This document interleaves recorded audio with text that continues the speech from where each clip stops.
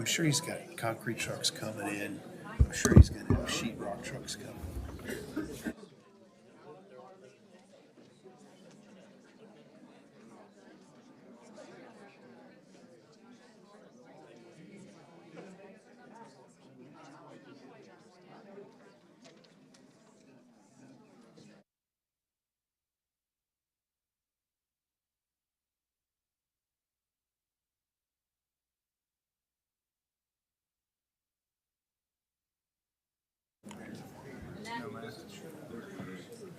All right, good evening. It's 6 o'clock, Special City Council Workshop, Monday, January 23rd. Thank you for showing up and your attendance. Appreciate the engagement. I'd like to call the meeting to order and acknowledge that the press and public were duly notified of the meeting in accordance with the Freedom of Information Act. Just a couple of really quick comments before we get to citizen comments. As I opened with our last workshop, this is an important topic for our community and our residents. It's one that needs to be approached thoughtfully and with open, productive discussions. It's a complex issue. It's not something that we need to get to quickly or decide quickly, but we need to make sure we have all decisions and metrics and whatever we're going to watch together and decide that together. My hope is council will approach these workshops with what they're meant to accomplish: open, constructive discussions and dialogue with each other, aimed at vetting all the areas relating to short-term rentals and how they should be managed in our community. It's not a new issue, as you most all well know. Short-term rentals have been around since the start of IOP, but we need to move with purpose and bring clarity and remove any uncertainty for our residents. Any decisions we make won't be set in stone and can be adjusted as markets change or new information becomes available. Just like adjustments focused on livability have been tweaked over the years, like limiting house size or lot coverage or occupancy limits. We certainly aren't going to agree on every aspect, but should come to the table ready to roll up our sleeves, be open-minded, and ensure we look to all solutions and ways to reach common goals. We need to determine together common measurements and definitions we will consistently use when measuring the license penetration across our island. You will see later as we move through some of the data tonight, there are multiple data points for a particular measure. We need to define for those that have multiple data points what is common language, what is our common language, and success measures. Just like when we spent time last meeting defining our denominator, which was the total dwelling units, this meeting will focus on numerator, number of license to manage, and focus on what number that needs to be. It's important we agree on the metrics. We will monitor whether we decide to implement some type of controls now or watch it for future councils to have a mechanism to watch and track. And again, to our audience, just like last time, we have a full house tonight. Again, thank you very much for showing up. You know, this is a workshop where you're kind of watching sausage being made on live television as council works through some issues. So I would just ask you hold comments or audible responses as we work through the issues. So let's move into item 2, citizens' comments. Call a roll. Do we need a roll call? Do you want a roll call? I don't want one. You're the big cheese. Huh? You're the big cheese. Now, let's just go to citizens' comments. Laura Levens.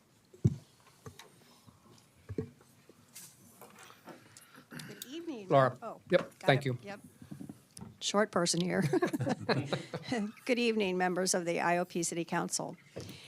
It's truly unfortunate that we are here in January of 2023 having to push to act on reining in short-term rentals in Isle of Palms when in June of 2021, the council at that time specifically brought up the subject with concerns over the trends in short-term rentals.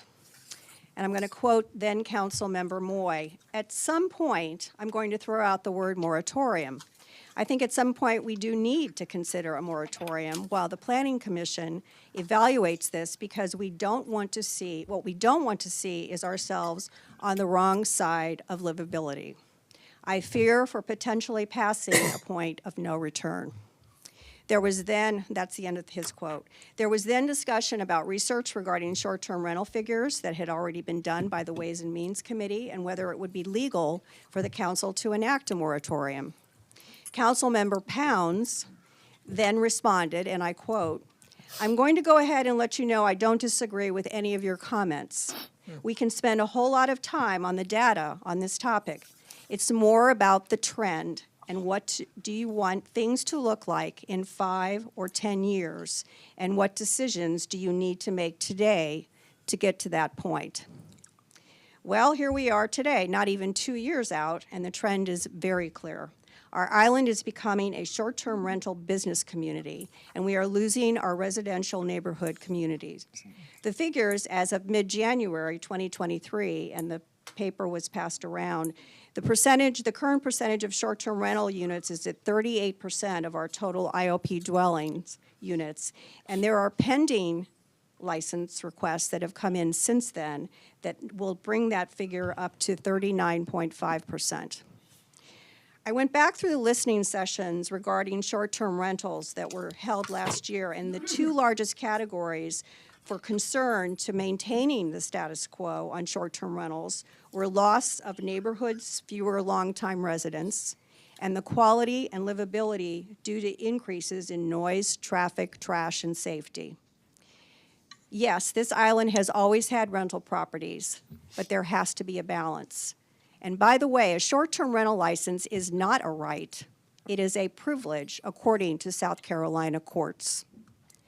I'm asking the council to take action in an expedited way to rein in the growing short-term rental footprint and live up to your stated number 1 and 2 priorities and goals, which are reducing the impact of tourism on quality of life for residents and improving traffic flow and patterns for road safety. These cannot be achieved if short-term rentals are allowed to grow on IOP. Ms. Levens, I'll need you to wrap your comments, please. We are passing a point of no return for our community. Thank you.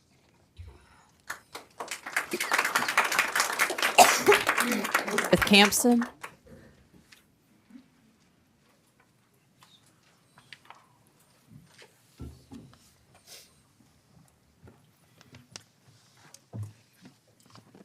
Not so short.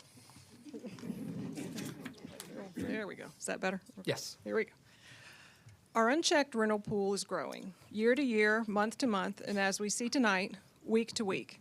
It's the reason the issue was sent to planning in 2021. It's the reason a cap was recommended in 2022, and it's the reason council needs to act in 2023. In 2021, Councilmember Streetman stated that if IOP didn't move to identify trends and protect itself while our neighbors did, we would suffer adverse consequences. He was right. Since that time, surrounding communities are locking down, and as predicted, we are impacted. During the last meeting, a slide was shown, pointing to local communities with greater limitations than ours. Here's what that map actually looks like. It's Charleston County. A lot of lip service is given to Resident First platform. I challenge you to explain then how it is we find ourselves with an all-time high number of rental licenses while our residentially occupied units has dropped from 50% to 36%. Resident First means the foundation of any discussion is, first and foremost, the preservation of our residential community, and that trend line is not good. I hear how new people are trying to change things, how supporting reasonable zoning is creating a pseudo-HOA, how capping rentals will, quote, change the look and feel of the island forever. I'm particularly offended by the suggestion that speaking truth to facts and numbers is, quote, injecting divisive rhetoric, while at the same time, letters are being mailed to us literally using the words death, disability, disease, and disaster, yet providing no objective data at all. Data, there's a D, data. I wholeheartedly support those dreaded new people who are trying to protect not just this community, but the Low Country as a whole. Historic Charleston Foundation, Low Country Open Land Trust, and Save Folly's Future are all trying to prevent further change to our local landscape and preserve the status quo. Your inaction in the name of fighting change brings with it real consequences that actually will change the look and feel of the island forever, negatively. You are holding the door wide open as investment-driven rental owners infiltrate and undermine the integrity of our neighborhoods. I don't know one resident opposed to an unlimited number of rentals in our commercial districts, a full-time resident's right to rent short-term for 72 days, or anyone's right to rent monthly, quarterly, or annually. All we ask is that you recognize our residential districts are not commercial zones and should be protected from an unlimited number of short-term rentals, period. We aren't eliminating the use or changing the current landscape, and our revenue won't be reduced by setting an upper limit. Our neighborhoods should be protected from the continued intrusion of 365-day-a-year commercial investment rentals, and you should take the steps necessary to safeguard them. The top priority of our strategic plan is managing pressures from population growth in surrounding areas. What pressures do you imagine the IOP will feel if we allow surrounding communities to push their rental population growth into our jurisdiction? because that industry is not going away. It's only growing in funding, organization, and purpose. We need Ms. Campson. forward-looking, I got one more sentence. We need forward-looking strategic thinkers to stand up for the residents living in this community, not those making a living off of it. That's who we thought we elected. Please don't sell us out.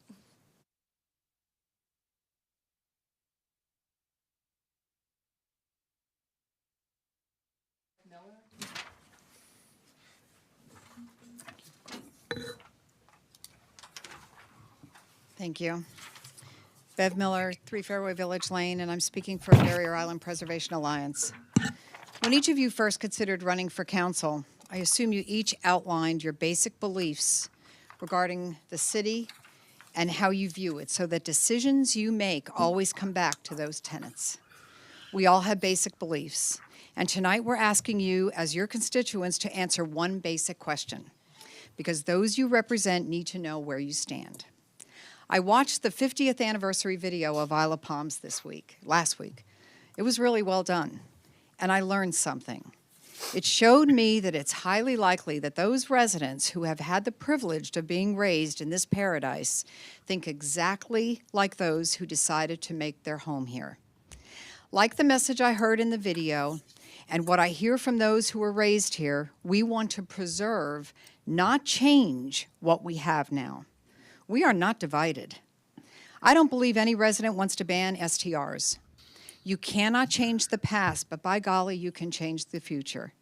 If you as a council do not restrict, through licensing, the rapid growth of these investment STRs in residentially zoned areas, this city will become a city of transients, and you will be responsible for changing the character of the city.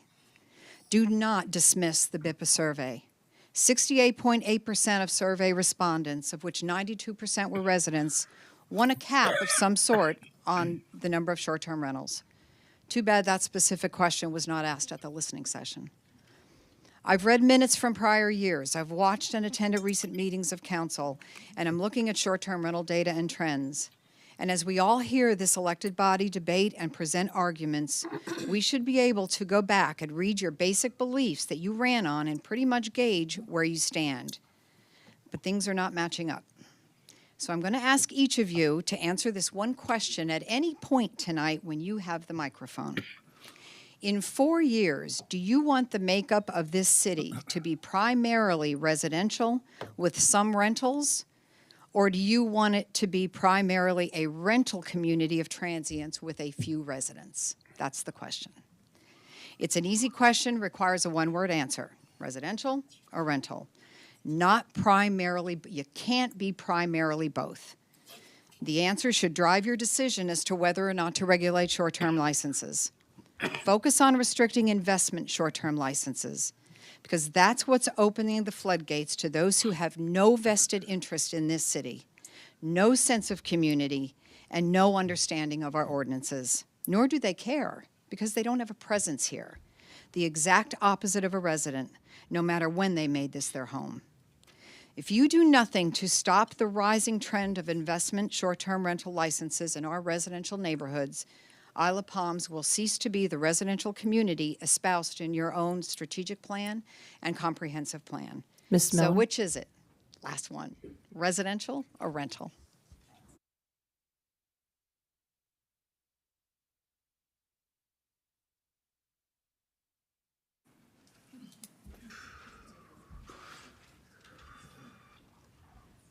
It's so much better going after everybody else. So I'm not going to be repetitive.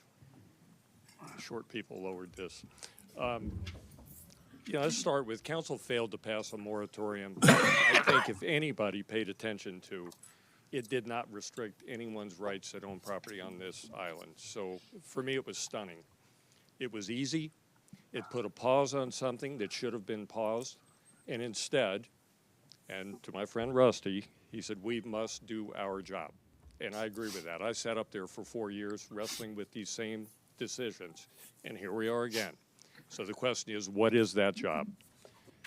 I think there's been a lot of valid points made where folks are concerned. They're rushing out to get licenses for something they shouldn't be concerned about because they didn't understand the wording in the moratorium or they didn't understand council's intent and the city's intent. There was no need to do that. There's no need to not put a pause in place. So I look at it, and we've wrestled with this in the city. I was chairing real property when we brought in a company to try to look at the VRBOs and the unlicensed rentals. It's a hard task. We don't put enough resource on it as a community. If we're serious about it, we resource it and do it the right way. So we've dealt with bad data. I won't say poor decision making because we don't seem to be able to make a decision. But, you know, as we look at this going forward, it's time to get on with making a decision. To not cap, and, you know, I didn't go to the listening sessions because I frankly think I understand it pretty clearly. But to not cap, and I use the analogy that hopefully everyone understands, the last thing you want to be as a community is a dry sponge in a puddle. And right now, we're the dry sponge. We're that sponge sitting out there while every other community responsibly acts on this and puts something in place. And we're going to sit here as a council and go, well, let's just give it the summer and figure this out. What on earth does anyone think is going to happen by pausing this for another 6 months while every community around us makes an effective decision on behalf of their residents? So I'll conclude by saying elections have consequence. Those of you that ran on residents first, and I know I did, will vigorously support those that stand up for residents first, and we should put equal effort into opposing those that don't and get councils elected that actually do their job to represent the residents that they were sent up there to represent. Thank you very much.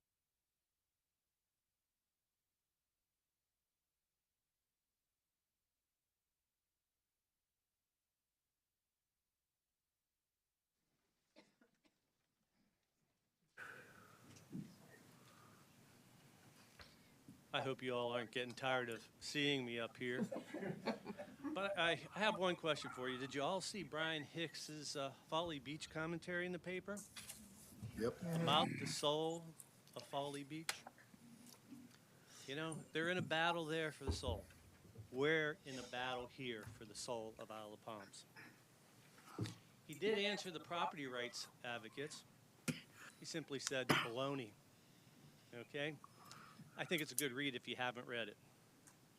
So I have one question for y'all. Do you believe that residential communities have a soul? And are you going to do what it takes to maintain the soul of a residential community? Now, I really started out initially talking about data whenever I sent Nicole my email, but because it's always been a sore point here on the island.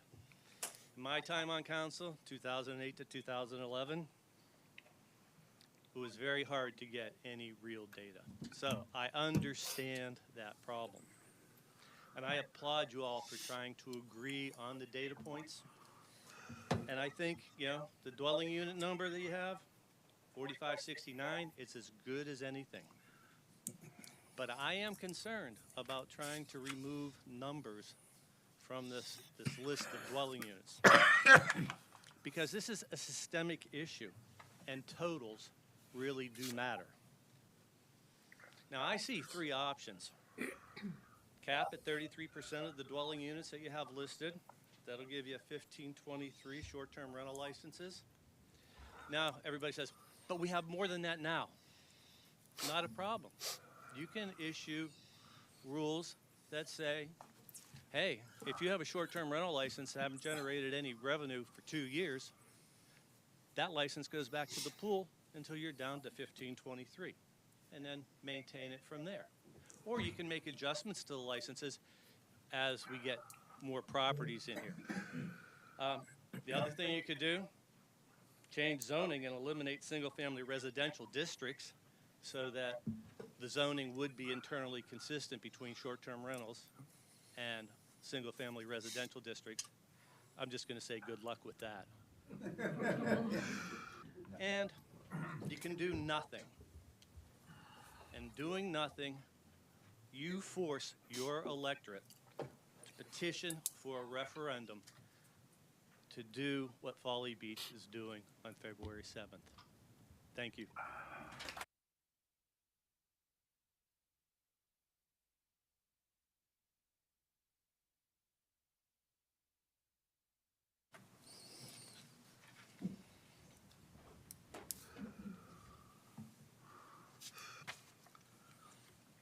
I know you're happy to see me. So, Coach last workshop mentioned we had short-term rentals forever. And he's right, you guys have. And Phil led the session stating we've had short-term rentals here since IOP started, and he's right. So what's the problem? Well, your grandfather's short-term rental is not the short-term rentals of now, and I'm going to walk you through that. First off, short-term rental business boomed after 08-09, the recession.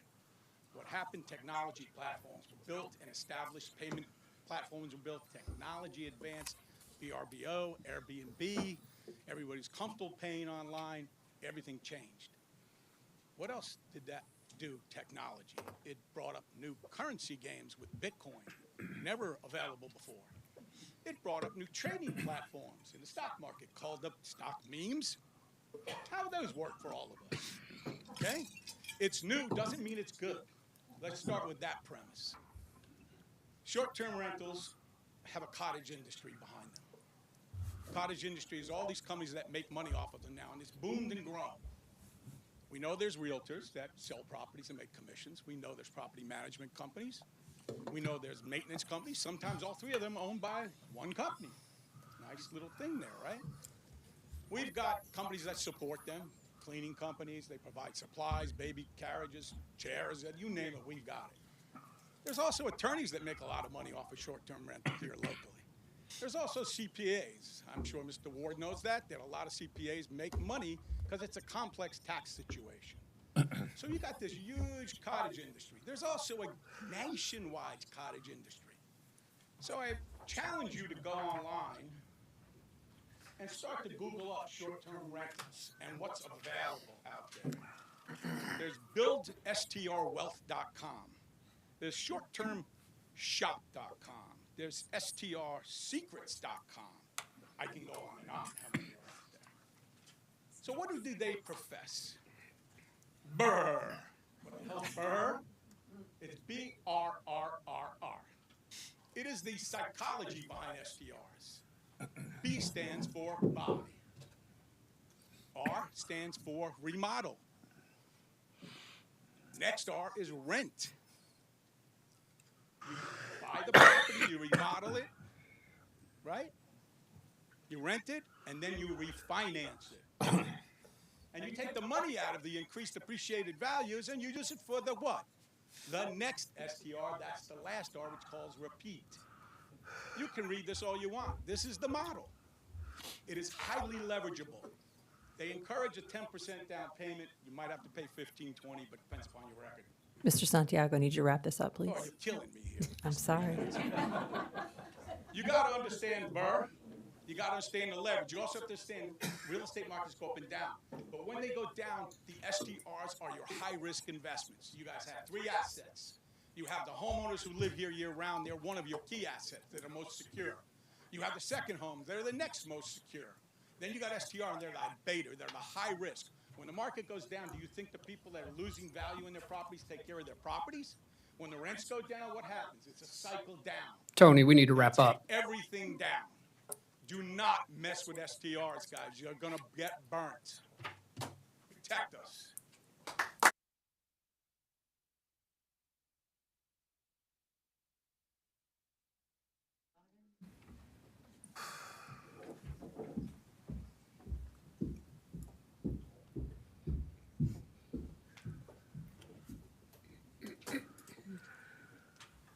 Good evening. We have some really good speakers here, and I agree with everything they have said. I do want to add one more piece of information to the trends. According to data reported by the Pew Trust, as of 2022, investment companies take up about a quarter of the single-family home market. They also report that this number has increased by 10 to 15% annually over the past 10 years. We can play with all these statistics all we want. The statistics that Mr. Kerr has worked very hard to compile, we've got those. We can argue, we can use them to argue whatever we want. The trends are there. There is no question about the trends. I personally, and most everyone that I know, likes the fact that we bought into residential communities. I don't believe any resident bought on the island with the expectation that their neighborhood would become primarily STRs. I don't think anyone thought about it until it started happening. Those in favor of putting the brakes on the increasing number of businesses, i.e. homes, bought for the express use of renting out to make money, only want to maintain the neighborhood feel and safety that they bought into wherever we bought. We're not looking for change. We want to keep our residential neighborhoods residential. We have a full-time STR next door. The people who come and stay there, very nice. They make some noise in the pool. It's fun. It's joyful noise. It's fine. It really doesn't bother me. It's not about those livability issues. But I'll tell you what I do mind about it. They don't know about the 4 little children that live on the other side of me that are up and down the street. They don't know to look with eagle eyes when they back out. They don't put holiday decorations up. They bring dogs, some of them, most very nice, they're pets. Some of them go after cats. They don't know that my neighbor across the street has a cat who is very safe being in our yards. They do not know our neighborhood. They don't notice when there's a stranger hanging out in front of someone's house and call that neighbor. They just don't know. They might be nice, but we're losing our neighborhood feel. As for property rights, baloney. I don't have the right to cut down the ugly cypress tree in my own front yard. I don't have the right to put a convenience store on my property. I don't have the right to build a second story on my home. There are many rights I don't have because my neighbors also have rights. So one more thing, the loss of value. Anyone who's bought on this island, unless they're trying to flip it in one day, is going to make money, okay? And those of us that live here full time, I don't think we bought here to make money. We're all going to make money. If I make a little bit less, that's fine with me. So please pay attention to the fact that your full-time residents love their residential neighborhoods and do what you need to do to keep our residential neighborhoods from being forever changed. The only way that has been suggested so far that enables full-time residents to be able to rent their own houses on a limited 72 days per year basis, Ms. Donovan. one more sentence, is to cap the number of business licenses available to those non-residents who want to run a business in our neighborhoods.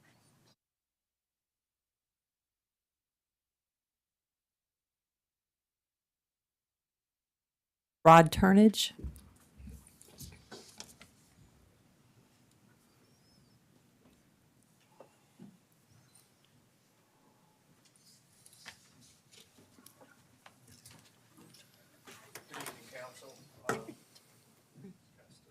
Check. Yep. There we go. Good evening, Council. Thank you for this opportunity. My name is Rod Turnage. I'm at 139 Sparrow Drive. Me and my family have lived here for 8 years. I'm here tonight representing the Isle of Palms Chamber of Commerce. I'll be highlighting some key findings from a letter that we sent each of you. I encourage you to read the letter in full when you get a chance. Dear Isle of Palms City Council, in response to Council's presentation at the January 9th STR workshop, and specifically Council's presentation seeking more information with interest in hearing from the business owners, the Isle of Palms Chamber is providing statements from our members and the general island business community. These members make up the voice of our business community. We heard Council clearly regarding their need to gain more information in order to determine the future direction related to STRs. And we applaud you for your decision, for pausing in your decision making. The below statements, which I can't read all tonight, are from 14 Isle of Palm businesses and represent 14 Isle of Palm residents who own these businesses in multiple business sectors. This group chose Isle of Palms as their home, where they live and where they work. All of them depend on vacationers and locals to support their businesses. On average, these residents and business owners have lived here on the island for 14 years. We simply asked, How would an STR cap impact your business or industry? One said, as a business owner, I'm relying on short-term rental industry, as are most of the businesses on the island. Short-term rentals have been and continue to be the lifeblood of the Isle of Palms. Nearly 100% of my business comes from short-term renters. Capping or reducing short-term rentals on the island will have a significant impact on my business as well as the business community as a whole. Another said, anything to cap rentals in the island not only throws a chunk of business to waste, but also further pushes the reputation that the island does not want you here. One more said, additionally, not allowing license to transfer during a sale would make it very difficult to comply with state law, which requires that the new owner honor 90 days of rentals. This would also slow real estate transactions and reduce property values. And I'll share one more with you. The vast majority of our business is for vacation and short-term rental properties. Any cap or decrease in STRs on the island would have a negative impact on our business and our ability to grow. We believe that no cap is necessary. Rather, the existing nuisance and other regulations should be effectively enforced to ensure that both renters, guests, and full-time residents can enjoy the island. The Isle of Palms Chamber would like to thank City Council for their continued support and partnership. We ask you to strongly consider the voice of our business community as you work towards STR resolution. Thank you. Thank you. Sean Griffin. Sean, real quick, let me just take care of a housekeeping item. We're up on our 30-minute limit, so we just need a quick vote to extend that to let the rest of the folks that have signed. How many more do you have, Nicole? Handful? About 5. Okay, so let's at least go through those 5. Is there a motion? Motion to extend. Second? Second. All in favor, say aye. Aye. Thank you. Sean Griffin, full-time resident, last 24 years. First of all, I want to thank council for taking up this important issue. I think it's valuable that you do. Thank you so much. Second of all, I'm not here to bash short-term rentals. I think they're a valuable and important part of the economy here. But I am here to support a cap. And like most things in life, we need a balance. And what we've been seeing recently, and from what I see on the horizon, that balance is in jeopardy. Once again, we're faced with another crossroads that's pitting local full-time residents against outside parties. And of course, as is the case in most situations, it comes down to following the money. And as the Post and Courier said yesterday, it's a battle for the soul of the island. Much of the pressure not to limit STRs is coming from vocal rental companies and off-island property owners, which are now more and more faceless private equity and hedge fund investors. Let me read a quote that I found yesterday in one of the industry trade magazines, Multi-Housing News. Short-term rentals are one of the fastest growing commercial real estate sectors, valued at over $1.8 trillion now. As investors look for more stable and secure assets after the global pandemic, short-term rentals offer significant upsides. This is particularly true in high-demand tourism markets, especially along coastal regions. Now, some of the biggest names in commercial real estate and institutional investing are chasing alternative assets to increase cash flow and diversify their portfolios, turning short-term rentals into long-term investments.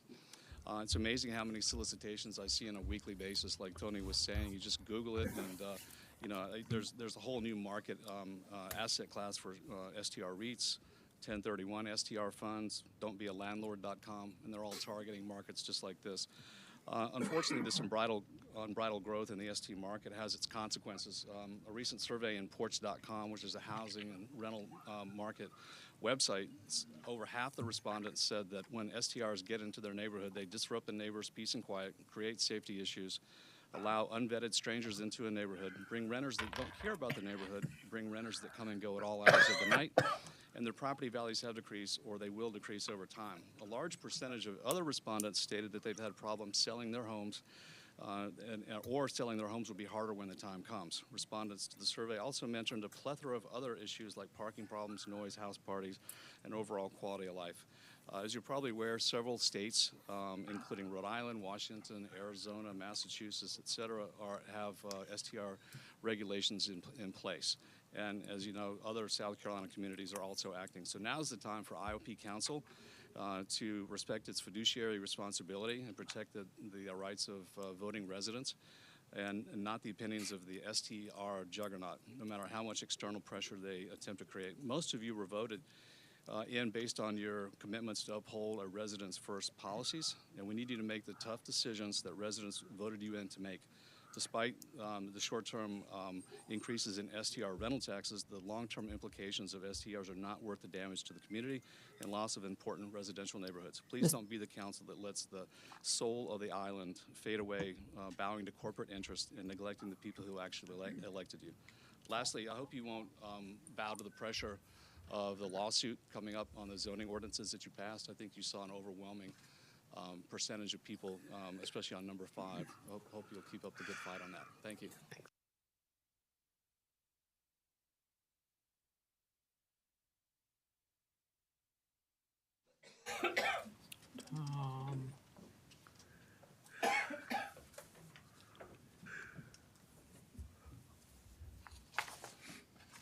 My name's Tom Schmidt. I live at 50 Ocean Point Drive. Since we're coming to the end, I don't have much to say. This is getting to be very much like Groundhog Day. It seems like I'm hearing the same thing time after time, and I don't want to go through it again with y'all.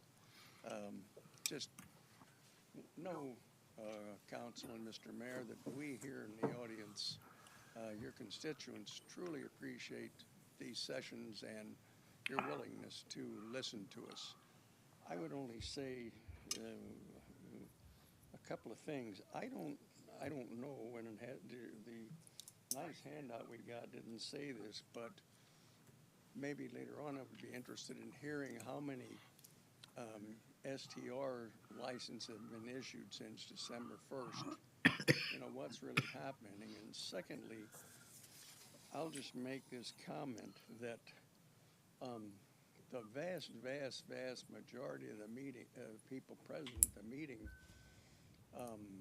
when for the last reading of the moratorium, that audience was very much surprised by the way the vote went. We heard 4 very positive comments that sounded like that the moratorium would go forth. It was John Magosian and Katie and Scott and Jan, and it looked like that you all were hearing us, and then all of a sudden you didn't, and it was 5-4, and we're just still talking about it, and I understand that. And maybe we ought to reconsider a moratorium or something if the facts are as confusing as they seem to be in getting this done. Because every week that goes by, I would assume that we're issuing more licenses. I don't know about that. That's why I asked how many have been issued. Thank you for your time. Thank you.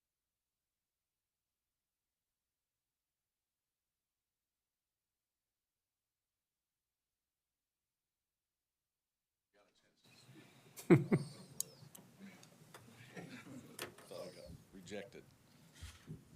Congratulations, you guys got a great turnout for the folks that want a cap on the rentals. So you did a good job and some well thought out ideas. I am very concerned. After our last couple meetings, I made a comment to somebody because I have some responsibilities over what's going on in Folly Beach, and I've seen some pretty horrible social media fights and personal attacks there, and my hope was that 30 days ago that wasn't going to happen, but I got a chance to look at a couple of websites today, and unfortunately it's made its way onto our island as well. So some people are saying some things that just, you know, I guess I don't understand, but you know, in the name of, I guess the term big corporate outside investors is the name of the game here. I've got about I had three people that came into town that are clients of mine that are second homeowners that are concerned about this issue because either they own a home that they want to transfer to their kids one day, or they want to, you know, they're renting it now but eventually want to retire here.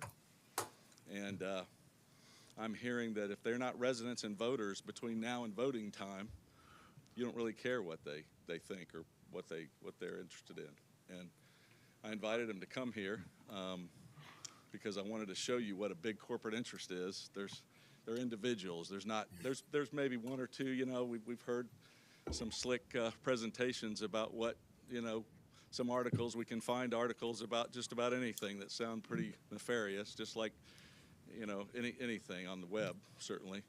But you need to understand that behind those LLCs or homes that are being rented are a plan to someday live here or to be able to keep it in their family. And they're not big corporate interests, I'm telling you. The majority of them are not. There may be one or two, and that might help you sleep better at night, but that's not what's happening. So I just want to yield my time. Thank you very much. I appreciate it. Nadine Deef. Thank you for hearing all of us. I've been here 20 years, and over the years, it really has changed. So when I moved here, Palm Boulevard was rentals. A little bit of speckles on Cameron. Now it's Hartnett, and it's everywhere. It's Forest Trail. We can't keep this up. So yes, you have second people who buy houses here. They rent them out. They come, they take their 3 weeks, 4 weeks, 8 weeks slot, and they keep renting it. They still have their permit. When they sell their house, I'm sure that's when you don't have your permit anymore. But what I'm trying to say is it is not up to the residents to take care of the investors. It is up to the residents to live peacefully in a residential neighborhood and not be worried about the 20, 30, 40 investors that also live here or don't live here. So it has changed. So this has been going on for, when I moved here 20 years, my little kids were little, now they're in their 20s. And now I have a 13-year-old, and I'm not as worried. But if my child was a little bit younger, I would be worried. I think we'd all be worried because now it's not Cameron, it's not Palm. It's where my kids are playing, and it's not okay. People don't move and buy a residence. I mean, Mount Pleasant doesn't have to worry about this. There's a cap. You don't worry about these things. And I don't want to worry because there's no sex registry. We don't know if there's sex offenders renting weekly. You don't know these things, and these are serious matters. The other thing I've been doing is because my house needs renovations, to be honest. So I've started looking around at homes for sale. And my goodness, everything is designed. All the builders come, they buy the lot. There's a thing, they buy the lot, they have an agent, they buy the lot, they build these houses. There's no closet space. There's, hardly any. So how am I going to find a home unless I build it myself that is actually decent for a family? So what you're creating long-term is purely an investment island, and that's just not good. So thank you.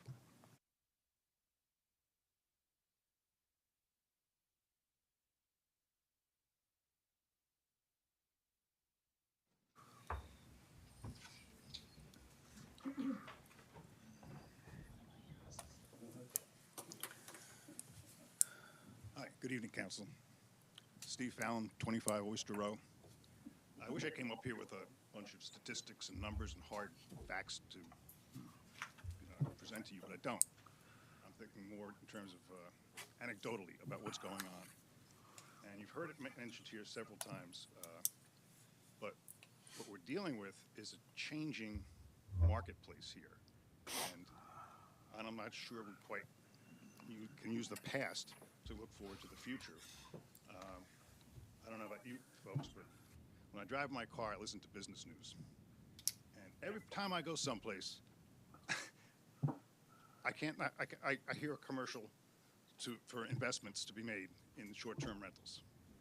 And my vision of it is that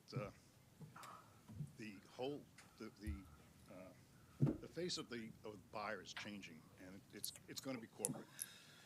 And my vision is that these rentals are not going to be the same as the old rentals. They're going to be 24/7, 12 months a year, 5 cars in the driveway, and if there's going to be any noise or disturbances, You're not going to be able to pick up the phone and call your neighbor because you have your neighbor's contact information. You're going to be calling a partnership or a trust. And I just think we have to view this thing in a different light now. Thank you for your time.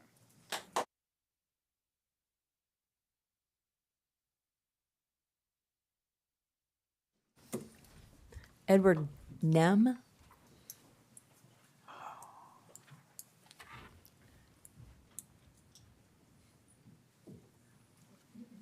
Members of the council, thank you very much for giving me the opportunity. This is the first time I've been able to appear before you, and I think I'm going to be bringing a different perspective than some of the things you've heard thus far. My home is at 128 Carolina Boulevard. My wife and I bought this house 42 years ago, 43 actually now. This is a very, very important place for us. I spent 36 years in the Foreign Service, mostly posted abroad, and the last 18 years teaching. Those years I wasn't able to come down as often as I wanted to, but we always were here when we were in the country. We brought our son and our daughter. We realized in the Foreign Service, and anybody in the military will recognize this, when you move your family every 2 or 3 years, there's a toll for your children. My wife and I realized that we needed my 2 children to have an anchor point. And that anchor point was 128 Carolina Boulevard, where we came every single time we could with them. And with God's blessing, both of them have children, which means I have grandchildren. And for the last 15 years, they've come down every summer, anytime they could get away, and they're scheduled to come again this summer. This is a very important place. I simply want to tell you, though, that we couldn't keep the place if we didn't have short-term rentals. We plow every bit of the revenue we get back into the house because we want that house to be the house we want to come to and our kids want to come to. I don't do it just for renters. I do it for me and my family. I don't think any of you would have an argument if I told you that we just spent $25,000 plus on 2 Pella doors. That kind of ate up the revenue last year. So we're not, I want to take issue with being called an investment property. We have turned down countless offers to buy our place. I have no intentions of leaving the Isle of Palm voluntarily. I need you to consider someone like myself who really care about this place and want to stay. And so when you do decide whatever you're going to do, please take my situation into account. I plan to be here as long as you will permit it. And that might be a long time. I should just tell you, my mother is pushing 106.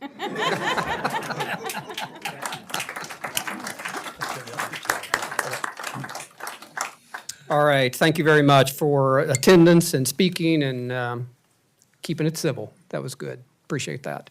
So let's recap real quick. Some of you weren't here last meeting. You may have watched it or actually did attend, but some of these slides we ran through fairly quickly last time and spent some time in discussion, and we'll get to the data part of this in just a minute. But we looked at, what are we really trying to solve here, and what are we hearing from residents, that are issues, and these are some of those. There's one more person? When we look at the information we have in front of us, we looked at some of this in detail last time. We had a strategic plan survey from 2020. We had the listening sessions feedback, 150 or so attended those at the rec center. We have the license data, current and historical county property. Granicus is our software that we use from a compliance standpoint, and we'll show you that dashboard here in just a minute. We have surrounding communities, what's going on. We have the Planning Commission's recommendations. We have a mapping system we want to show you tonight to show you from 2010 to 2022 where the permits have kind of moved over the island. The other things we have in front of us are the BIPA survey that was mentioned tonight. We have a petition of about somewhere between 600 and 700 people from the residents. So we certainly are hearing from more residents than just show up tonight. We probably have 200 to 300 emails over the last year on this topic. So there is a lot of input that we have from a residential standpoint, from a what do they want. I'm not going to run through this. We ran through a lot of this last time, but I do want to get here, and this is the slide you have in front of you. So last time, we spent a fair amount of time nailing down the total dwelling units, 4,569, and that number will change as a CO gets issued, or a house gets torn down, or a lot gets subdivided, or whatever happens. But as of mid this month, 4,569, and we spent a lot of time on that, and it's critical because that's the denominator that's going to drive everything else that we're going to look at from a metrics standpoint. Tonight, we'll need to spend some similar time on what does the numerator look like.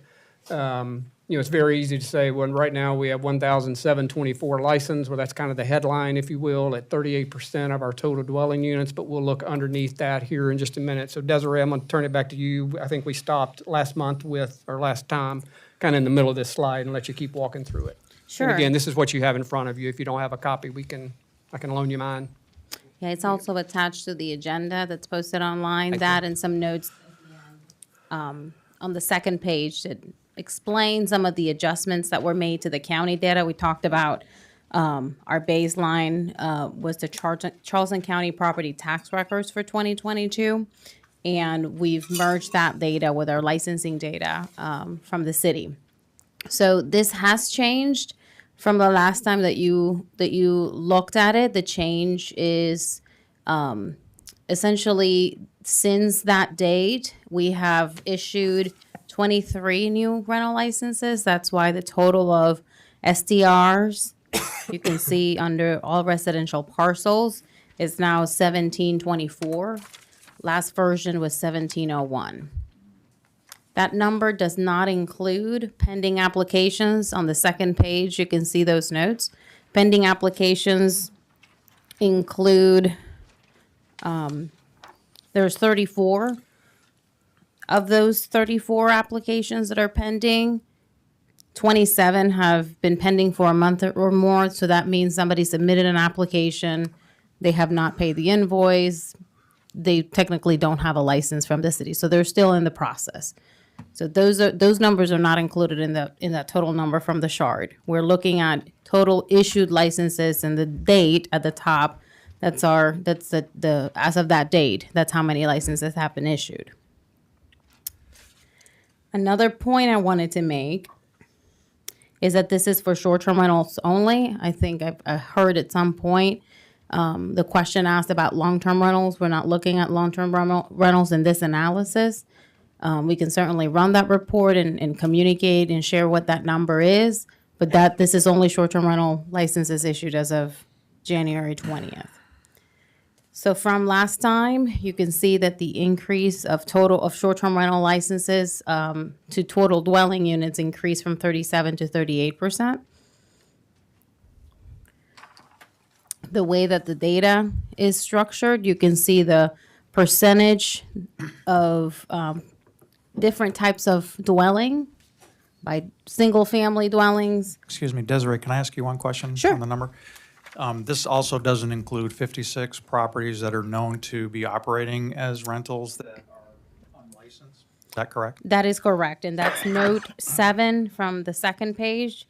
The compliance monitoring system that we use to identify those properties that are actively advertising and renting as a rental license that do not have a rental license with the city, that number is 56, so we're actively pursuing getting those licensed. So that would bring it up in about another 1.5, I think. To Correct. Closer to the 40%. And not all of those will become rentals. I mean, that's... So what happens is so of those 56 properties, our staff will have to go through each one. You know, there are instances, not a lot, but there are a few instances when a property has been sold. So they're showing they have an active listing, but when the property owner is contacted, they say, no, this is it's no longer a rental. We purchased it last month. There's just a timing issue with the listing still being active. But that's some of the research that needs to come up. That doesn't happen frequently, but, have a margin of error, essentially, when you look at that number of 56. But yeah, if you do add that, if you assume that all of them are going to get a short-term rental license, should have a short-term rental license, we'll get a short-term rental license through the cities pursuing them and getting them to be compliant, then yes, that percentage would go up to approximately 40% when you're looking at that, as a percentage of total dwelling units. How quickly can we scrub that number, the 56? I mean, how long is it going to take us to identify how many of the rentals are?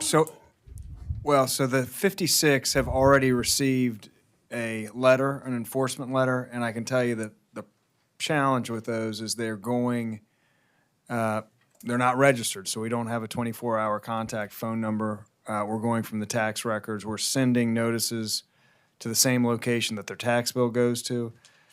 And they go one of two ways. Either they immediately receive notice and handle it, or we don't hear from them. And it's hard for us to know. And we start after they've been given, it's generally a 30-day notice. We then hand it over to the livability officer, and then they start with trying to pursue them more actively. But it's a challenge because it's somebody paying the taxes in a distant state.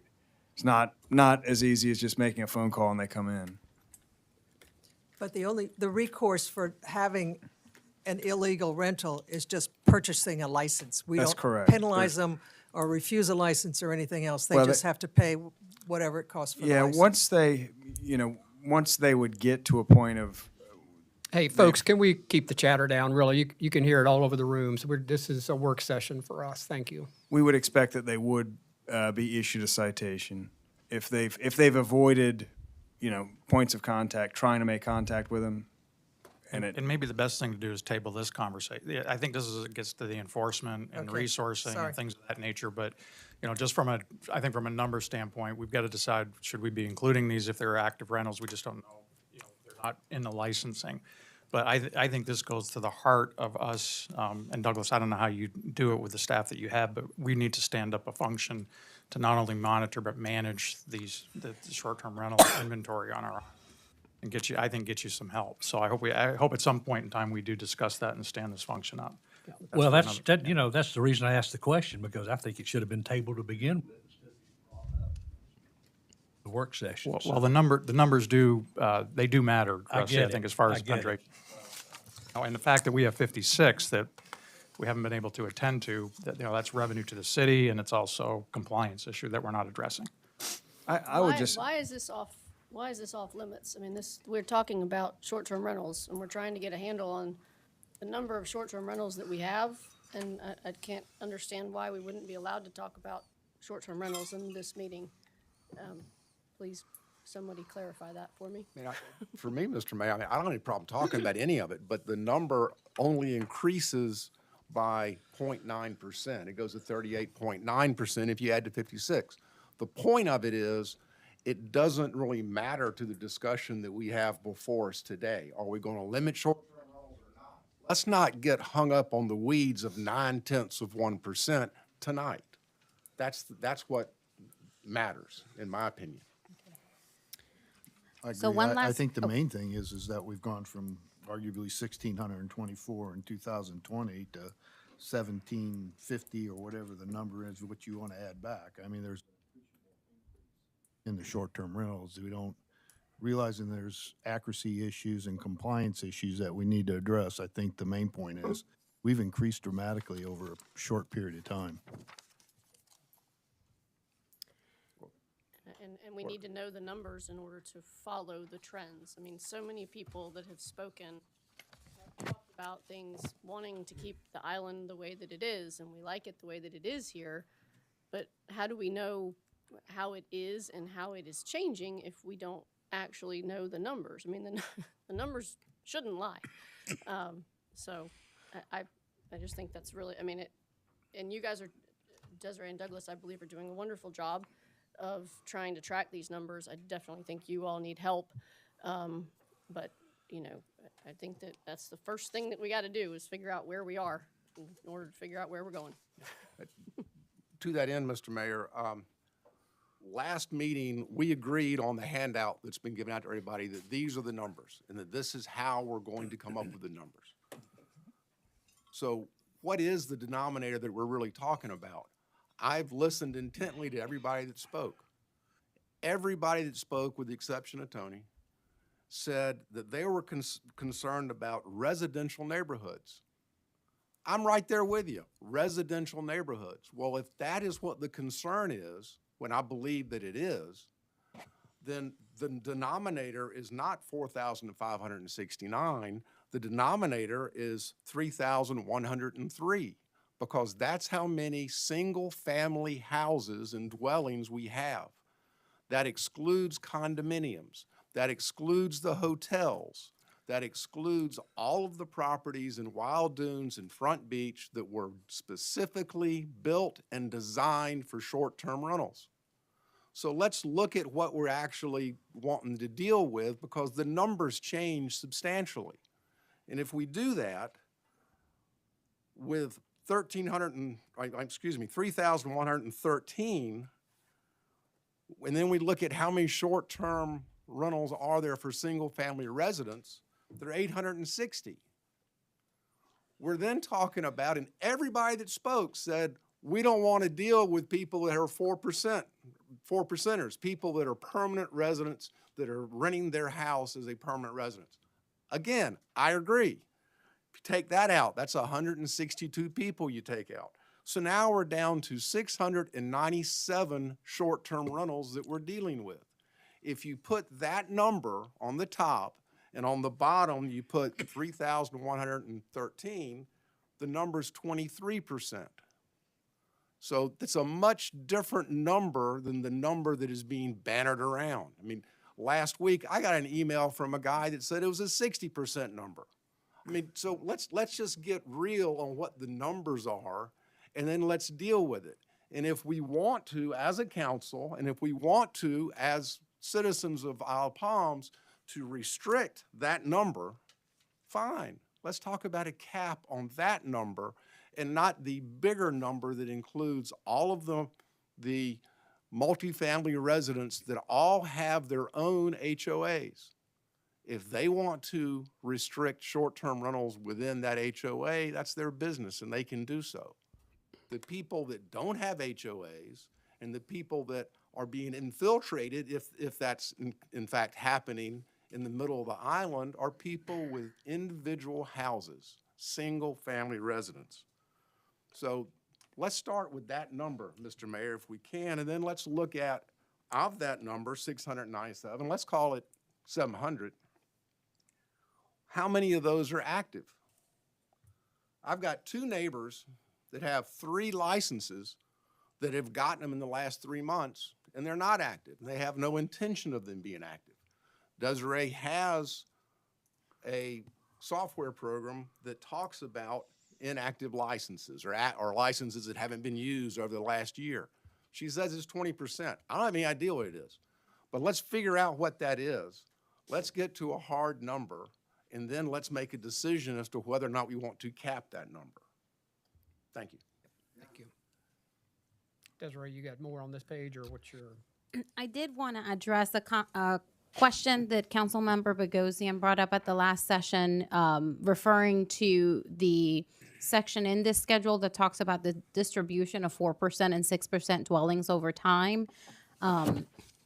He had access to the raw data that we had received from the county, and he was correct when we looked back. The total dwelling units that were included for each year was the same, which we all know can't be the case.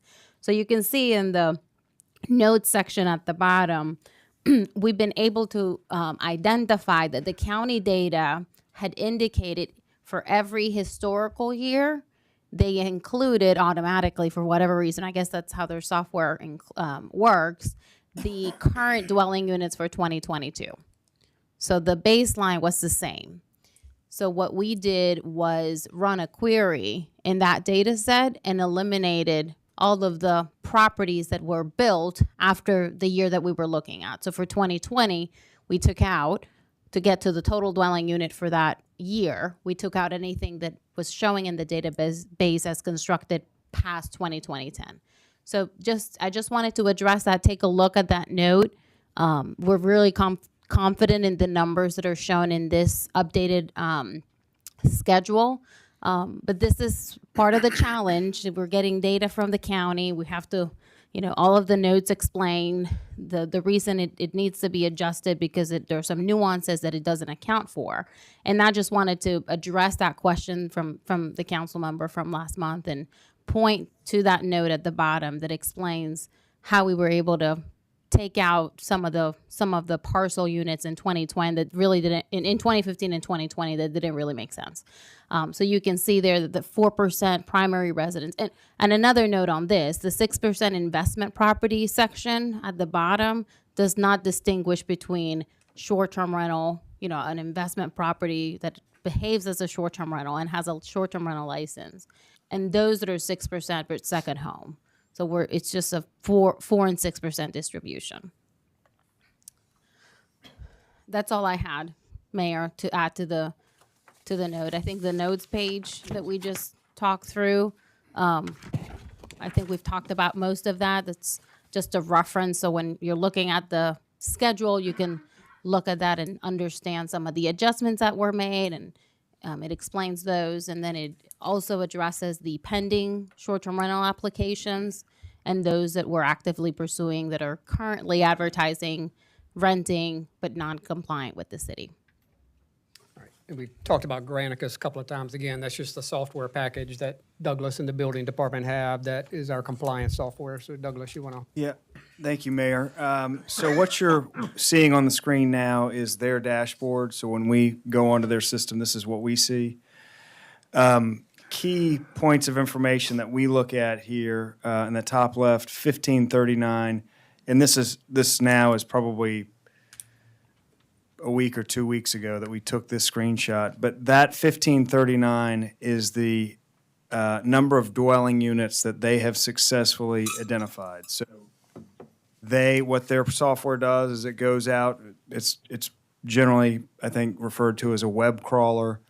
They go out to major rental sites. They identify all of the units that they can, and that's the number there, 1539. That's the same if you think, that in our database, we're showing 1724, I think. And the difference there of a couple of hundred are properties that are rented or listed, but not on the major internet listing sites, Airbnb, VRBO, HostAway, all of those. So that's what that 1539 are. That's properties they've identified online through those major sites.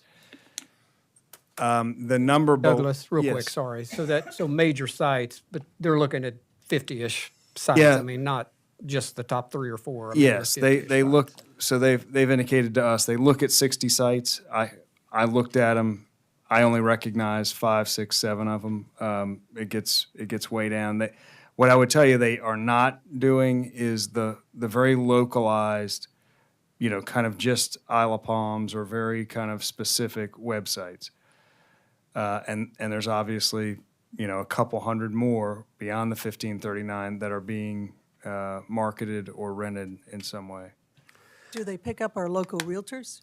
No, they don't. If you look at their list of 60, there's not, on that site, there's not, in that list of 60, there's not the local But companies. again, our local folks are putting it up on Airbnb, VRBO, all the major sites. So it's doing not a that? whole. Okay. Right. Okay. And That's- Douglas, Good to know. Go ahead. sorry, just real quick, I know we're flying around a lot of numbers, and Blair walked through some math too, but I mean, this is critical to make sure we're not just dealing with a headline social media number, that we are focused on the right measurement, the right number. So again, previous slide showed us at 17 whatever as far as number of license. 1,539 as of a week ago had an active profile sitting out on a website somewhere to be rented. And I think there was a footnote, we're going to talk about it in a minute. Of that 1,539, only a little over 1,200 actually had rental activity in the last 12 months. So again, I know we're throwing through a lot of numbers and walking through different scenarios, but again, I just think it's critical to know 1,700 license leads to 1,500 postings on a website that has led to 1,200 with rental activity in the last 12 months, and then you start factoring in commercial condos, and again, we're down to, you know, a 500 or 600 rough number, 700 number, I think, Blair, you got to. So again, we're going to spend a little bit more time on this in a minute about which number do we focus on, single-family dwellings, active rentals, active profiles. We'll spend some more time there in a minute. Douglas, Mayor, can I ask a question about this number? Does it pick up every single active rental?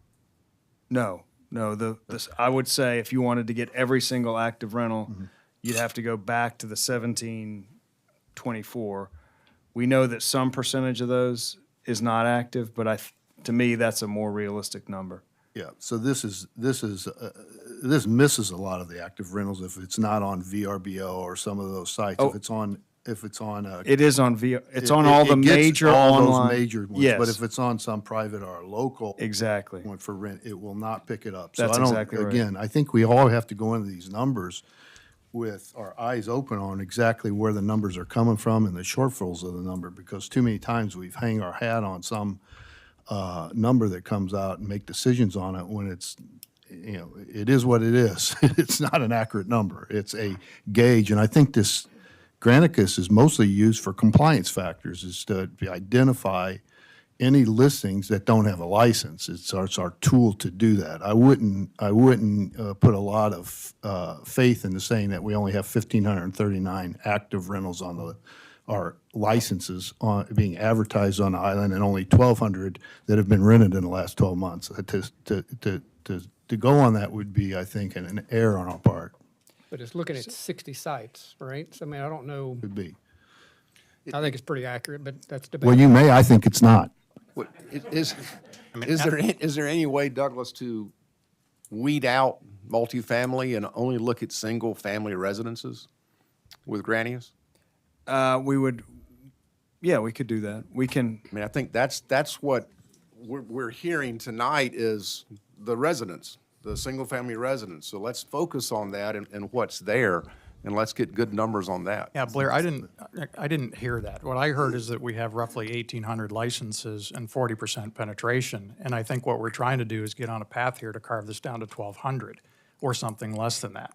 And the path to me seems pretty clear. I think we really need to look at forward, not backward, and determine how many potential rooms and units are available for rental. That is the market that we're dealing with. That's the penetration that we have in our market right now. Well, And by the way, I'm all for carving out 4%. So I'm all for carving out the commercially zoned areas. But you know, every time we look at a chart, we're carving this out, carving that out. We're down to 300 or 400 licenses that we want to talk about. I'm just not there. I think we got to start at the 40% and determine what we're going to include and what we're going to exclude. And it's not 1,200 presumably active rentals. The Granicus is not that software package. But you're skirting the issue. You're saying you want to take out 4%. I'm stating the fact. You say you want to take out commercial. That's great. You want to take out any of the condominiums that were built specifically they're in a for residential short-term area. rentals? Yeah, I'm Yeah, not there. I think they ought to come out too. So that's the numbers I went through. Those and are your that's when numbers. we get to the number of 700. I don't think we're at a point to start talking about solutions yet, are we? I ain't talking about a solution. Well, I'm you're trying to starting to- figure out the problem. You're trying to figure out numbers and what to carve out and what not to carve out, which is part of the solutions. I think we're trying to get to what the numbers are at this No, point. that's all I'm trying to do is what the numbers are. So we wanted to show what the compliance monitoring software that we currently have, what the information that we get from them. As Douglas stated, they crawl out and look at about 60 or so sites.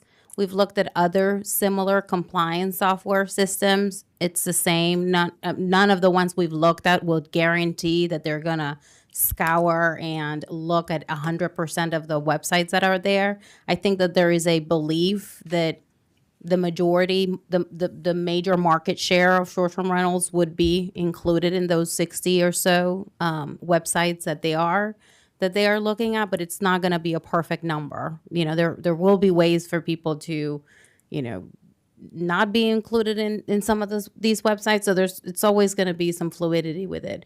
But this is the best information that we have currently that we are comparing to our current rental license data to identify those that are not compliant and pursuing compliance for those. Did you say that you could break out single family versus non with this data? Yes, that what we could do, and if you go to the next slide, Douglas will go through. Try to look at that now. If you go back to the last slide, there was a pie chart there. Does that say property type? Yeah, let me, if you don't mind, can I just walk through the other boxes there before we go on? So from our standpoint, from my office's standpoint, we focus on the block on that site says 19, and those are the new listings. So those are the ones Folks, that can are, we hold the chatter? It's really hard to hear when there's multiple conversations going. Sorry, Douglas. So those are the ones that pop up, that go online. This software goes out there and identifies them. So that column is the one that makes up that list of 56. They're ones that pop up there first. We then check them to see, okay, it's now online. It's actively trying to rent. We check it for a license. If we don't have a license, the software automatically sends them an enforcement letter, and that really is what triggers the compliance. So 19 on this page is an important number. Just going down, the number below that, 2573, that is total listings that they've seen. So if the properties in the 1539 are advertised on multiple websites, they would show up in that 2573 number. 73 also includes long-term rentals. There's the number below that is just short-term rentals. So the 2570 is short-term rentals. But those are all duplicates of the 1539. So 1539 is important. The 19 is important. There is, and you can't see it because it's small, but the bar graph just below that, the pie chart just below that, that's primarily gold. That is showing compliant percentage versus that pink sliver is the non-compliant piece. And I will say that number and that chart is a couple of hundred, but that's what has been whittled down to the 56. So that's the chart below. The long lines on the kind of lower right, here, that's the listings over time. So the lower light blue line is the 1539, and that's going back. It's going back a year and a half, and then the line above that is the 2570 going back. So we do have some, to see trends over time. Again, we know that 1539 is not perfect, but you can see kind of a consistent. They're crawling the same sites consistently, and that line can be used to identify that. But that's just year over year. That's just 1 year. No, I think it goes back. I can't see that. I can't see it either. Can you zoom that? I know it goes April 21, this end of it. Yeah, I think it's about 18 months. Okay. April 21. Can we go farther? No, we've asked for that and we can't. Even though we've used it, apparently it falls off. All right. I will say that number, that line looks perfectly flat, but it's not as flat as it looks. There's a couple hundred. This is And this that was a good page. So moving on from the dashboard, the next page. Well, So you didn't show the one that somebody asked about, single-family property type? yes, so the pie there, all of this information is populated from the county's data. So we have that in the county's housing data. So we would rely on that as the source of information for number of bedrooms, number of bathrooms, property type. So that's coming from the same data source as what we got from. Single family is the green, multifamily is the Correct. blue. Correct. That's correct. And the purple is unknown. So Right. there's, Yeah, on this, I would definitely rely on the county's tax data for that type of information. okay, thanks. So this is the kind of the back end data set that makes up the dashboard that you just saw. And it's only there for you to look at that top row, really, of all the information that they do capture. And you'll notice on there they're capturing sleeping capacity. You know, there's a lot of talk about occupancy, but they're capturing that, so we can analyze that and look at it. Their row W is property type, and another important part for us is that column X, and that is the last documented stay. So this gets to Councilmember Hahn was saying, you know, if you were to sort for last documented stay, that 1,539, about 300 of those have not had any stays in the last year. So they fall out of our enforcement. We're not pursuing those because they're not having documented activity. So What's the source of that data, Douglas? so they are watching the calendars and they're watching the comments. That's their source. Wouldn't we have that information through our ATAX submission as to who's submitting ATAX when we get that detail? Wouldn't that be We could probably wouldn't that be a better source coming from the state? Yeah. Okay. Yeah, I don't. That's about 20% of the number. And I know historically, when we were looking at the 1,400 numbers that the Planning Commission was using, there was about a 10% turnover in our short-term rental licenses year to year before we started this discussion. Yeah. So I don't know whether it still holds, but Yeah, those are sort of things, benchmarks that we can use to look forward. Right. And make some decisions. So that is. Just one more note to this, to Councilmember Hahn's question, whether or not we can use this data to identify by property type. If you were interested in looking at single-family units and when, you know, how long or how active they are, this would be the data set that we would be comparing our licensing data set with. So any breakdown of that, so if you're interested in that same distribution for condos or any other property, let us know and we can certainly run that report. I think that would be helpful. So next slide it gets to the point that you will have been kind of starting on is what is that denominator that you will want us to focus on? And I'm going to change the order just a little bit real quick. Douglas, if you don't mind. Desiree, do you run, or Douglas, whoever wants to run through, again, kind of what's happening around us, if you will. Yes, so this map tries to simplify, obviously, what are very complicated and complex short-term rental license ordinances that have been implemented in our area. As we know, Mount Pleasant several years ago imposed a cap. That cap was 400 short-term rental licenses max. They are the only, in our area, the only municipality that has imposed a cap that has met. So they met it, I believe, last year.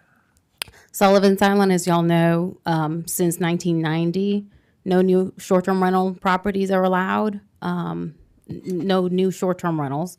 At the time when that prohibition got enacted in 1990, right after Hugo, there were about 93 short-term rentals. To date, there's about 38 to 40. So they've been dropping off.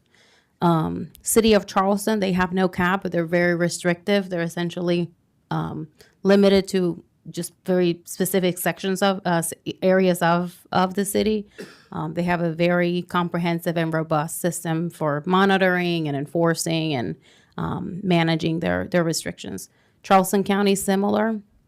Folly Beach, as I think everybody knows now, will be having a referendum very shortly in the next month, asking residents whether or not they support implementing a referendum on implementing a cap on short-term rentals. Kiowa, this was thoroughly studied by the Planning Commission, also implemented a cap. Their cap is 20% of single-family dwellings in certain residential districts.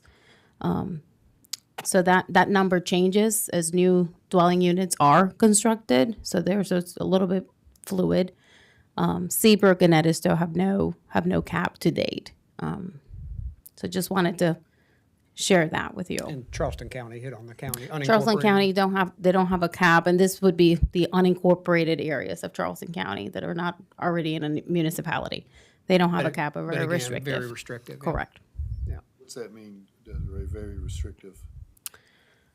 I mean, it's very different for everyone, for both the city of Charleston and Charleston County. I'm not fully familiar with the Charleston County ordinance. More familiar with the city of Charleston's. And within the city, I think it's just certain areas of the peninsula where you're allowed to have them. I think it's up near Spring Street. And Cannon. There is an area, there's an overlay district where they are allowed somewhat more freely.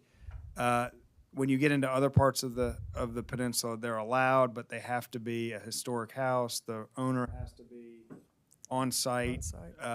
So they do have short-term rentals beyond the little overlay district, but it's very hard to get.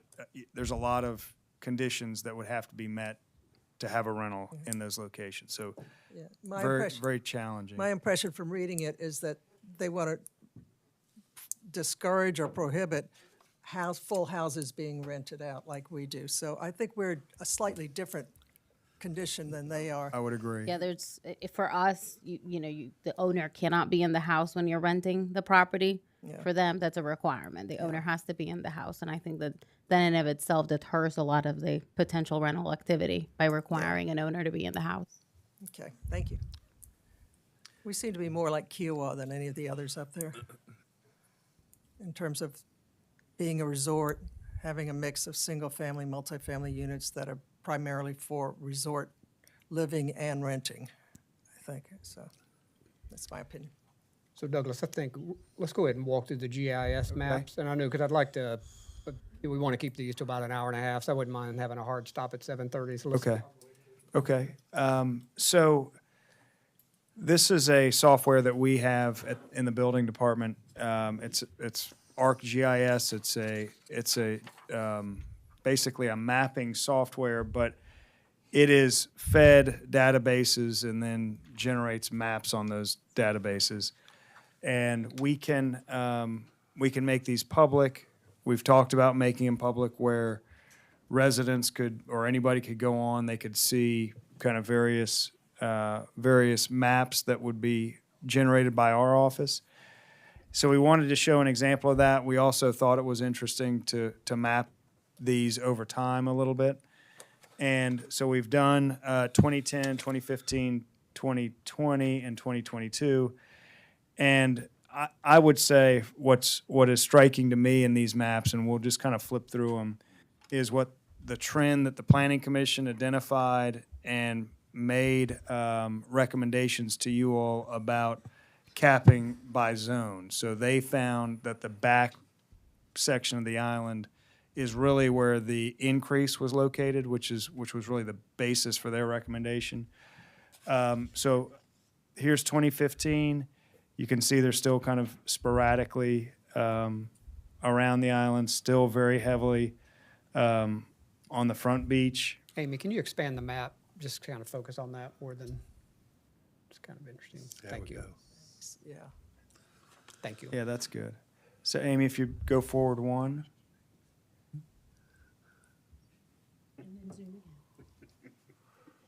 So that's 2020, and if you don't mind, and that's 2022, and it is there's a lot more red in that back part of the island, which again, that's what the Planning Commission's analysis found.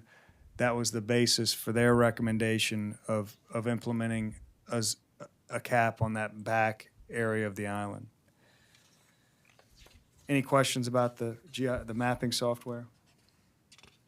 And as I said, we'll plan on making these public. You can scroll in. You can identify information about each parcel as you select it. So it's a neat tool to look around on.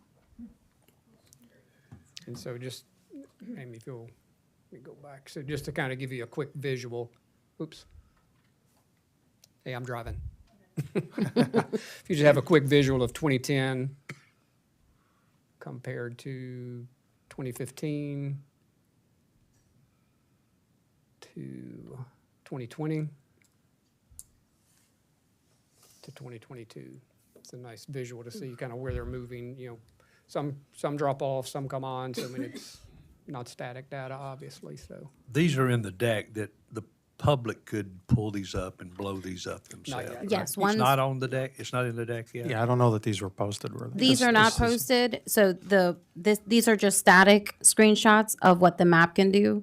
When Okay. you go to the link that will be making public, folks are gonna be able to zoom in, actually click on each parcel, see information, and then run through the different years and do the same kind of analysis. So you'll be able to see the change over time, and it is pretty glaring when you see 2022, that movement towards what, you know, we've historically known as residential areas. That's where a lot of these are popping up. Can you overlay them? You can, It's but confusing. it's confusing, and we decided not to, because when you start overlaying, those that are dropping off we're not able to drop them off.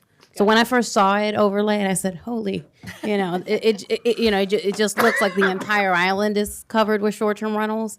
But that's there were some that may have dropped off in 2015, but they're still showing us in that color, so the perception is different. So we felt like it would be, until we fix that, we feel like it's more appropriate to just keep it by year so that there's no confusion with what the data is showing. So let's do this. Again, we're bumping up on 7:30, hour and a half-ish. I think, you know, to Blair's comment, I think we do another meeting maybe on the 6th, I would propose, if everybody's around, Monday night, February 6th, that we can start looking at solutions and deciding what we want to do from a numerator standpoint that we touched on tonight. Scott? Yeah, and I had sent a proposal around for a framework. If we have 5 minutes, it's kind of an alter suggestion to Blair's. And, I wouldn't mind spending 5 minutes if the audience is up for it to kind of see what that proposal might be like. It's a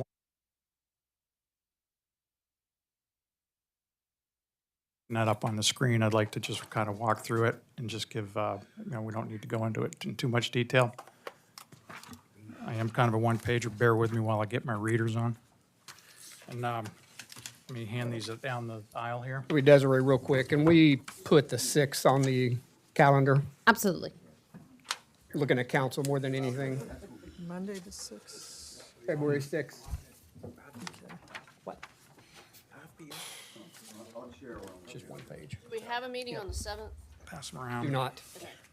I would just prefer not to do the back-to-back. Yeah. So 6 o'clock or 5 o'clock? 6, I we'll don't know keep if them it at is. 6, Mayor? Pass them down. So again, the 6th, what is everybody looking like on February 6th? I'm good. Yeah. Good. Good. Yeah. No, I would prefer 5 personally, but is that, you're good? So we'll do 5 o'clock on the 6th. Sure, I got it on my calendar. February. That's wet February. Wet February. So I'll run through this pretty quickly. And by the way, this is all just for a suggested framework. It's a draft, open for comments, and try to get the discussion going. I think as Mr. Duffy and others said, I think we've got to start moving towards solutions. We've been at this for 19, 20 months now. And the faster we can get to a solution that the residents and everybody can live with, I think would be good. So anyway, to start out, it's a draft. It's for discussion. First would be the business license structure, looking at 2 classes of short-term rental licenses. One would be the residential licenses, which are the 4% properties, and the number 2 is the investment rental licenses, which are the ISTRs. The license limitations and caps for residents and investor short-term licenses. Number 1, I think we should take the 4% pretty much off the table and not cap those or have them subject to a cap. Anyone that falls under the 4% property tax assessment rate and is a full-time IOP resident may rent their home up to the state-allowed 72 days per year with a resident license. There will not be a limit on the number of resident license issued. Number 2, I would suggest that we take the commercially zoned district, and that is the district zoned commercial, not just a place that has some of the other condos and such, and they are not subject to a cap or limitation. So all ISTRs and all RSTR licenses, Which one is that? Name it. the be Front Beach, basically, the Front Beach area.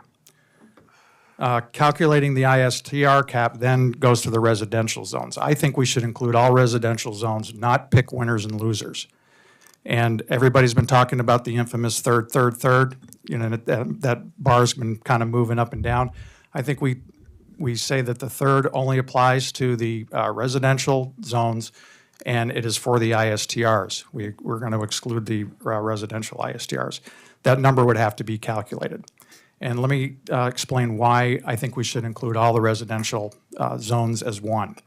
Because the higher density things that we're talking about excluding, those will, if we take those out of the equation, that is going to put the inside of the island and all of the single-family residential areas at more risk, because those will all come out of the numbers.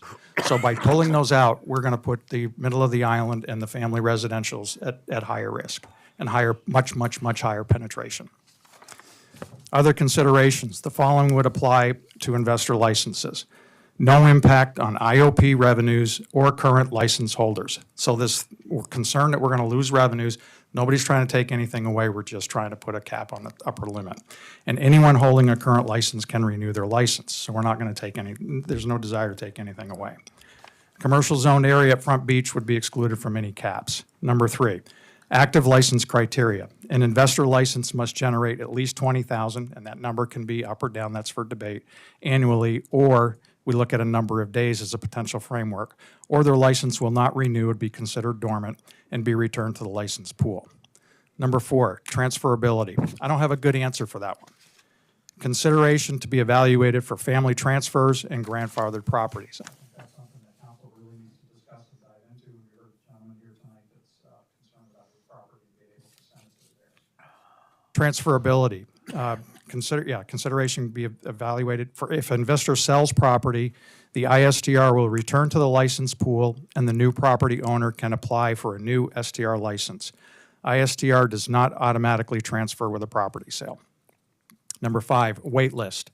If the maximum number of investor licenses have been issued, a waiting list will be generated based on the date of the request for a license. As licenses become available, they will be filled from the waiting list. And the last section on this one-pager is compliance. I would suggest at least one new full-time position would be created to monitor compliance and track all STR licenses. In addition, new technologies would be implemented to link various databases to help facilitate compliance and enforce non-compliance. To help offset the cost of these added resources, the cost of an investor license would increase by $50 per license per year. That could raise about $73,000 and fund that position. Another alternative would be to potentially look at ATAX money. So this is just something I wanted to throw out. I think we got to start talking about some more specifics, and thought we'd take a shot at it. Yeah. So I think next meeting we will add.